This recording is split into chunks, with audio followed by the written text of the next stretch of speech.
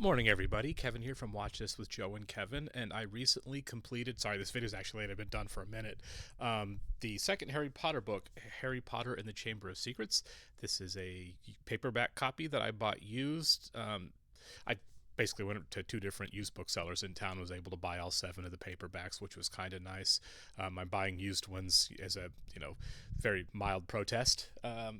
But regardless, finished the book, and I had a lot of the same feelings I had about the first one. I don't know if I mentioned in the first video, it's been a while.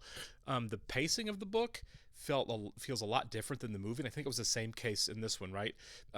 Not that this is a critique at all, just something that's way different than the films did in terms of like a three-act structure. I feel like the first two acts of the first book and the second book take up a lot of time in the book, right? There's a lot of exposition, and in the first one especially, right, doing a lot of world building, so that makes sense. And in the second one, I don't know, it's more of a mystery, really, with the long, slow build, and then the third act, right, where everything kind of falls apart and all the action happens, in terms of resolving the conflict of the story, happens really fast.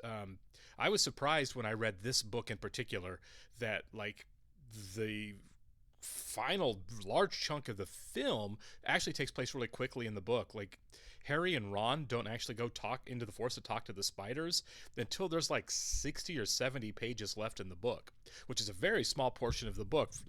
So we're still in the middle of resolving the mystery at that point. So everything has to happen really, really quickly there.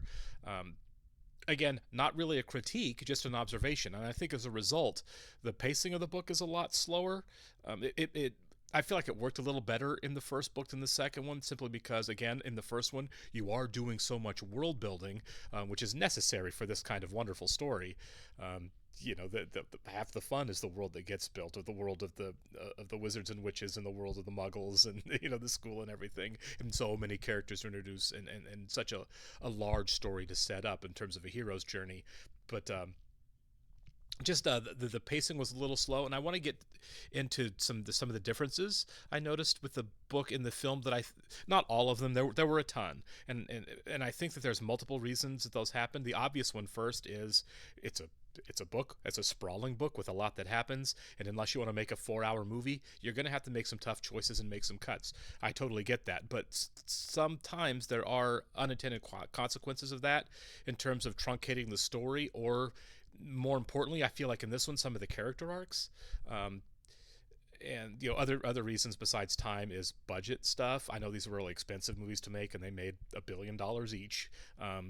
But I do feel like some of the choices that were made here in terms of cuts were because of budgetary concerns. And for those of you who are really familiar with the books and the films, I'm sure you know exactly the word I'm going to talk about a lot: ghosts. In terms of a very large difference between the books and the films. And I know, again, ghosts are expensive, but man, they were so much fun in the books. It was really kind of sad to lose so much of that in the film. But let me get into the differences that stood out. Again, a lot of small things, but I think there's some big ones that made quite a difference for the story. One that doesn't, that I still wish was there, was the garden gnome scene at the Weasley house. You pick up the garden gnomes and spin them around and toss them as far as you can beyond the fence so they can't find their way back. It wasn't there. I thought that was a really fun scene to kind of set at least some of the lighter tone of the story that isn't really there much in the books, right? Other than Ron vomiting up slugs, which I don't like body horror, so in the film that was tough for me to watch. So other than that, a lot of the lighter fare was cut out. So I really wish that garden gnome scene was there at the beginning, because this does get to be a pretty heavy book, right? I mean, we get to our first, by the way, student was murdered conversation in this book, but we'll get to that. Another fun detail, again, you have to cut characters down a lot. Gilderoy Lockhart is a character that I thought was hilarious through the entire book. And he was played really well in the film by Kenneth Branagh. The essence of the character was there. Branagh crushed it. He's a great actor, always has been. But there's so many of the things about him that got cut that I was like, man, this is such a funny scene to read in the book. I was actually giggling out loud reading the book. And one of my favorites that didn't make it into the movie was the quiz that he gives the students about himself. I thought was hilarious all the way through, because it obvious it's so perfect for him. It is so narcissistic and smug and self-serving that the students don't know, all of them don't know all of his dreams and aspirations, of course, except Hermione. It was kind of a choice, and again, probably time to have Hermione really crush on the guy throughout the book, but kind of largely eliminate that in the movie. I didn't get that vibe in the movie that she had a major crush on him, like I did reading the book. Which brings us to where the ghost stuff really starts diverging. Nearly Headless Nick, we didn't get nearly as much of in the movie. And I wish we kind of did, selfishly, because I think visually it would have been really cool. I think Nearly Headless Nick is a really cool character that really gets cut down to nothing in the films. Again, he's not a main character, so I can see why a lot of his stuff is kind of subplotty. So it's not like vitally important, and you're trying to cram the story, so I understand it. But the headless hunt stuff, and he couldn't go because his head was still kind of attached, I thought was really a lot of fun. I wish that would have been there. Going along with that, the complete elimination of Peeves the poltergeist. Really wish he was in the film. I think he was a lot of fun. If he was in the film, it films at all. I don't remember if he was. It was really tiny. I don't remember Peeves being there at all, and I think he was. I like the mischief that he brings. He in the books he does drive a lot of the action of this book with his behavior, especially with Harry and Filch, kind of the distractions and everything. The song when everyone's blaming Harry. For being the heir to Slytherin, I think a lot of that, him kind of egging on the action of the story's gone there, and a lot of that gets trimmed down, and it really does kind of, I think, impact some of the weight of the story. People are suspecting Harry, but it's so much more direct that there's an onslaught of Harry Potter hate, of the character of accusing him of being the heir to Slytherin. In the book, just isn't there in the film. I wish was there. Also, the term squib, I thought was really cool. Especially, it gets cut out. A lot of the Filch's stuff in here, again, Peeves, all this whole scene gets cut out, and I really like the idea of it being there, because we're dealing so much with like allegorical racism, right? In these stories, half bloods, mud bloods, true bloods, or pure bloods. Sorry, true bloods. That's a different thing. That's such a big part of the story. So I think the idea of a squib, right? A kid with a magical parent or parents who ends up not being magical at all, so they're kind of a black sheep. I think that it's a shameful. It's a slang. It's a slur. I really wish that had been in the movie, because I think that just would have added another layer to like the discriminatory aspect that a lot of the wizards and their families have for each other. I think that makes the bigotry from Malfoy, which comes from his dad, is a really big allegorical lesson there, right? The idea that bigotry is a learned behavior, and with that being cut, I think that suffered a little bit. The Death Day party, I thought was a lot of fun. Nearly Headless Nick's insecurity of being upstaged at his own Death Day party. Again, I feel like that one is probably largely budgetary to cut that out. It would have been an expensive scene to have. You would have cast, a whole lot of extras, or CG'd a whole lot of extras anyway, to have all these ghosts at this Death Day party. That really wasn't vital to the telling of the story per se. Like a lot of the ghost stuff is like it gets Harry and Ron and Hermione in a position to where they're isolated and alienated when like the attacks are happening. So in the book it serves as a plot device to like, oh, Harry's wandering the halls by himself because he was with Filch, he was with Peeves, he was Nearly Headless Nick, he was at a Death Day party, and he kind of runs into the tragedies, and that's kind of where the blame of him starts coming. And it's a plot device, but it gets cut out and reworked. I understand why, but again, something that I really wish was there. We also get Myrtle. Speaking of ghosts, Myrtle is mentioned. It shows up way less and way later in the films than in the book, and I think she's an interesting character because I think she's an important part of the mystery. And because she shows up so late. I don't think she shows up until they're like working on the potion, right? That's the first time they're really in the bathroom. To where like the revelation that, it's Myrtle's bathroom, she was the student who was murdered, that's really cool in the book, isn't there in the movie. So I think the movie suffers a little bit for that.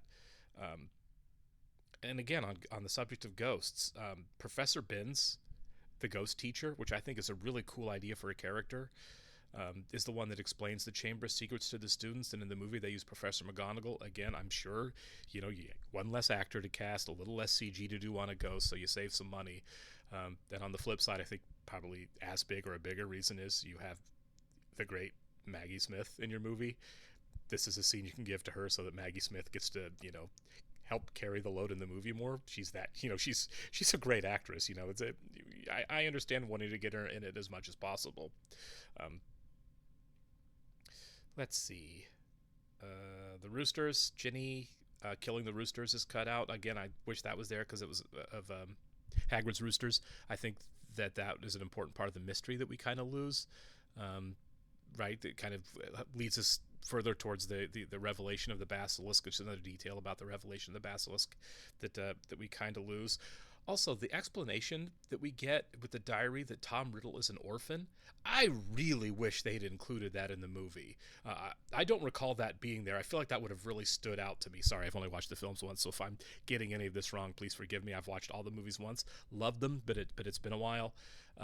But I feel like that would have really stood out more because it really would have drawn a good parallel between Harry and Tom Riddle, which is really important for these stories, right? The close ties that are explored with Harry and with Riddle, with Voldemort. I think the idea that it's kind of the Luke Skywalker, he could go to the light side or the dark side either way. Which way is he going to break? I feel like that's explored a lot, and man, that would have been a really cool detail. I don't think it would have taken that much time or money to put it in the film, so I really wish they didn't cut that out. It could have been two sentences added at some point that he wanted to stay at Hogwarts for the summer, is told in the flashback, because he didn't want to go back to an orphanage. And Harry being an orphan as well, not wanting to go home for the summer. Man, it would have been great if that would have been there in the movie. I'm going to go with, I really feel like that was a bad and unnecessary choice by the screenwriters there, not to include that. That was a detail that I think made the movie suffer a little bit for it being lost. Also, it's another plot device, but I really liked in the book Malfoy spilling the ink on Riddle's diary and it absorbing all the ink, and that's how Harry kind of figures out that that he can write in the diary and everything. I feel like skipping that step, it makes a bigger leap as far as Harry figuring out what the diary is. That would have been a really nice, and again, 1 minute of the film, easy detail to have included in the movie. But that's all right. And there's one other thing. Sorry, I'm looking at notes here so that I don't get completely lost, as I am oft one to do.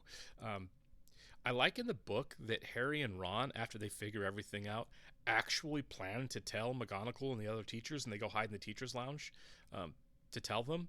Because watching the movies, it is one of the frustrating things with it, right? It's like, I get that you're 12 and 13 years old, but oh my God, at some point will you share what you figured out with one of the adults?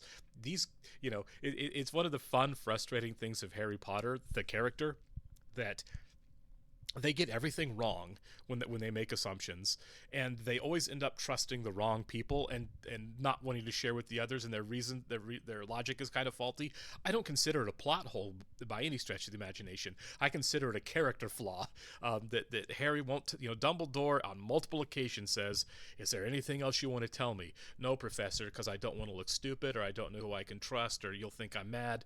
Oh, by the way, I'm hearing voices in the walls.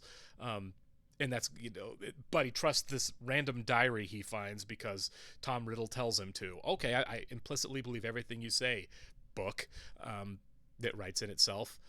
A lot of it is not unique to this particular book of the story. A lot of the problems may have been solved if Ron and Harry and Hermione would have just told people, told the adults in the world of the book. I feel like Hermione's the only one that's usually like, we could tell somebody, and Ron and Harry are like, that's stupid. We'll just go do all this ourselves. So I did like that. I mean, they obviously don't get a chance, an opportunity to tell her, but I like the fact that they wanted to. Um, Now, in the first book I mentioned with Hermione, I felt like her character was really one note, right? She was the let's never break the rules, and there was not a lot to her. And I feel like the first movie did a better job of like adding some depth of character, like things she actually struggles with, in terms of the right decision to make, and standing up for her friends versus following the rules strictly. I feel like the movie did a much better job. Emma Watson's terrific performance probably had a lot to do with conveying that depth of character. I feel like there was an opposite effect in this book with one of the characters, and that is Ginny Weasley. I feel like Ginny is a much more interesting character in the book than she was in the movie. And again, I know Ginny's not the main characters, and you've got to make cuts, but I feel like Ginny got kind of short shrifted in the film. Like she's really distraught. She's going through it. We have the stuff with her seeing Percy doing whatever, and Percy saying don't wanting that all to be kept quiet when she's going to go confess to Ron and to Harry what's going on with her. All of that gets cut after the book's over, or after Riddle's dead. She she's completely distraught, right, and worried about being expelled, and she feels incredible guilt. All of that gets cut out. She seems to be completely fine. Thanks, Harry, and moves on in the movie. And I feel like that really weakens her character. In what she is one of the more interesting characters in the book. This girl who we don't follow a whole lot or give enough attention to as a character, right? The other characters don't give her. Oh, there's my alarm. Time to get up. The other characters don't give her enough attention, and they really should because she's really going through it, and that's not really happening in the film. So I feel like the neglected little sister, who shouldn't have been, is a really important part of the book that just kind of gets too cut off in the films. And I mention this because I told a friend of mine who has read all of these books and seen all these movies multiple times, loves this stuff, loves it. And when I said that, I was like, I really feel like Ginny, the character, at least in this book, and I don't know moving forward, was a much more compelling character in the book. And she said to me, she's like, oh, Ginny gets hosed over in the movies a lot. Ginny's a great character. She didn't give me any spoilers because I don't want any. But she said that Ginny's a much more interesting, complex, tough character in the books than is in the movie. So I kind of look forward to seeing more of that because I feel like she was a strong character in this one, at least a fascinating character in this one, and that it didn't translate to the screen at all. So I feel like when it's revealed that she's the one who's been helping Riddle out with a diary, that she's the one that's been manipulated, I feel like that gets shortchanged a little bit in the film. I feel like that would have been kind of like with Myrtle, right? The revelation of Myrtle being the student that was killed by the basilisk.